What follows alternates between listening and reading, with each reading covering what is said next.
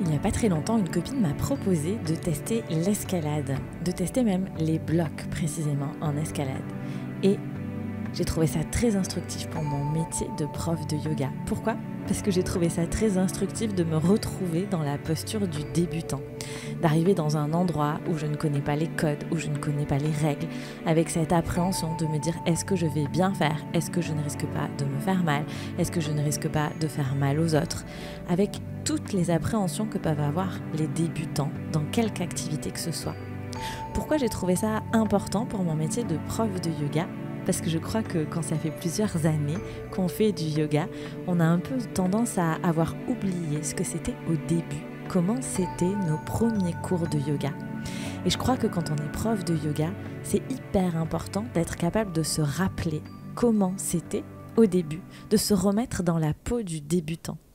Et quelques jours après avoir fait ce premier essai d'escalade, j'ai pu observer dans mon studio de yoga des personnes qui n'avaient jamais fait de yoga et qui sont rentrées dans mon studio de yoga avec les mêmes appréhensions que moi, en ne connaissant pas les codes, en ne sachant pas quoi faire. Ah bon, il faut enlever ses chaussures ? Mais est-ce qu'il faut garder ses chaussettes ? Et puis, c'est quoi ce matériel ? Ça sert à quoi ?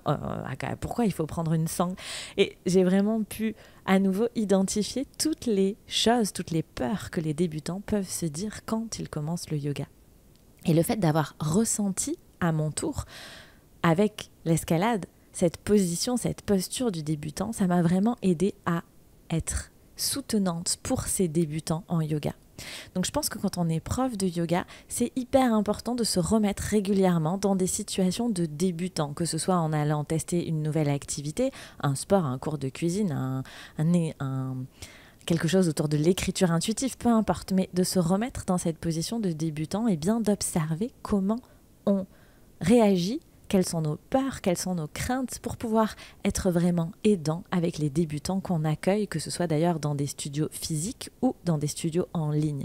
Je pense vraiment que cette expérience, le fait de se remettre dans la peau du débutant, aide à avoir un enseignement de qualité pour les débutants. D'ailleurs, en parlant de ça, peut-être que tu m'as déjà entendu dire ça, mais j'aime le répéter. Très souvent, quand on commence à enseigner le yoga, on se dit que parce qu'on commence à enseigner le yoga, on va enseigner plutôt à des débutants. Parce qu'on est jeune prof de yoga, on est prof de yoga débutant, donc on va s'adresser aux débutants en yoga. Ça paraît logique. Pour moi, ça ne l'est pas. Mais vraiment pas.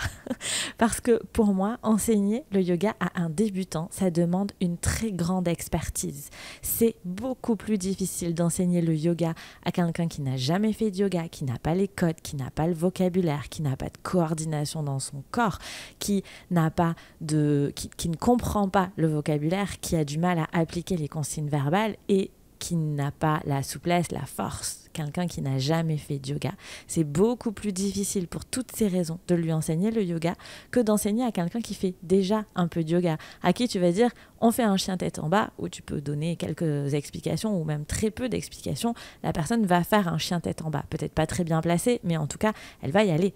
Un débutant, ça demande d'être beaucoup plus précis, ça demande aussi d'avoir des consignes verbales pour leur indiquer comment se mettre en sécurité pour ne pas se blesser. Donc enseigner aux débutants, c'est pour moi beaucoup, beaucoup plus difficile que d'enseigner à des élèves qui font déjà du yoga.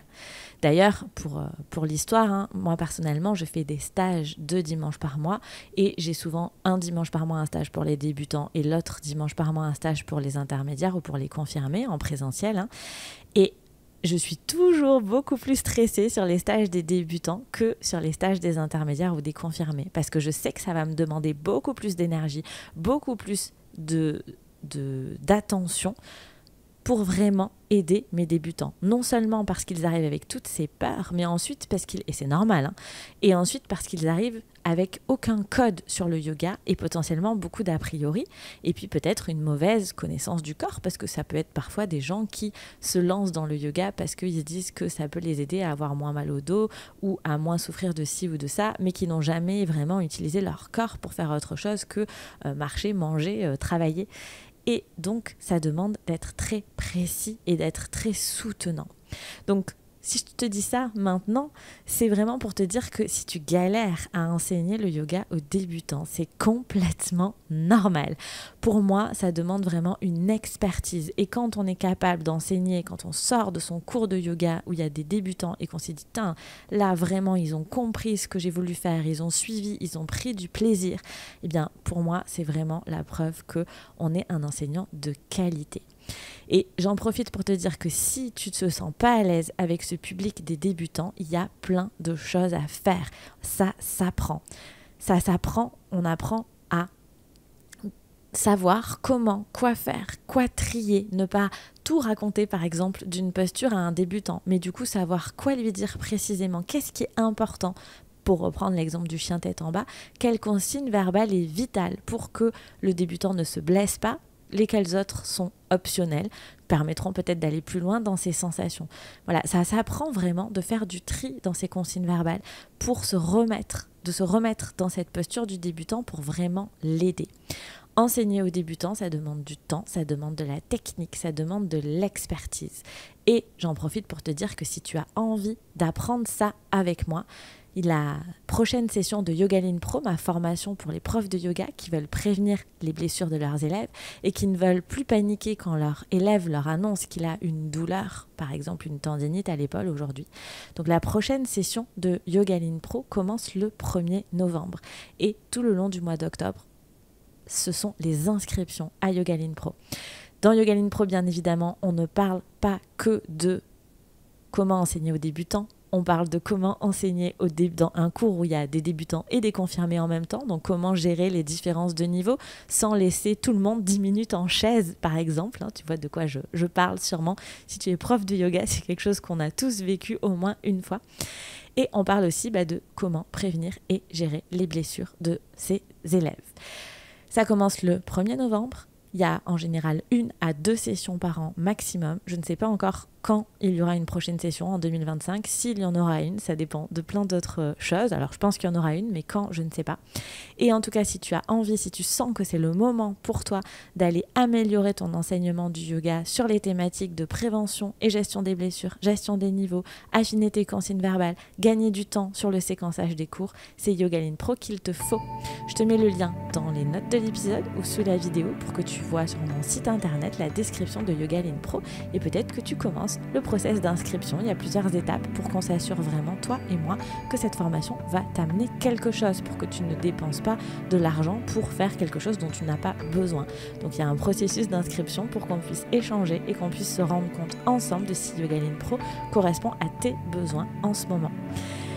N'hésite pas à me contacter également en message privé, par exemple sur Instagram, @l'alchimiedécor si tu as des questions, ou par mail. Tu retrouveras tous mes coordonnées sur mon site internet.